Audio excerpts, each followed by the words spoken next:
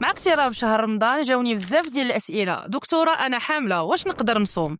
تنقول لكم ان الدراسات العلميه بينت ان ما كاين حتى مشكل ان المراه تصوم وهي حامله. بالنسبه للعيالات اللي تيحسوا براسهم فيهم العيا، لا فاتيغ بزاف، السخفه، الفيرتيج، تيتقياو، وسورتو في 3 شهور الاولى ديال الحباله، ولا مع امراض مزمنه بحال الطونسيون، السكر، هادو ممنوع عليهم الصيام. اما بالنسبه للعيالات اللي حاملات وما تيعانيو حتى مرض، ما عندهم لا سكر لا طونسيون، ما تيتقياو، ما تيتشكاو من حتى حاجه، هادو يمكن لهم يصوموا عادي، يدوزوا رمضان ديالهم بشكل طبيعي بدون مشاكل، ولكن ولا بد من استشاره ديال الطبيب قبل ذلك. ولكن هاد العيالات اللي يصوموا خصهم ولا بد ما يكونش عندهم واحد المجهود كبير او كور ديال لا جورني، يديروا اون بوتيت سياست وياخذوا الوجبات ديالهم بثلاثه اللي هي الفطور، العشاء والسحور، ويكونوا وجبات اللي هي متكامله غنيه بالبروتينات ولي فيبر، والاهم ما تنسايش شرب الماء بكميات كافيه. الا حسيتي باي اعراض غير طبيعيه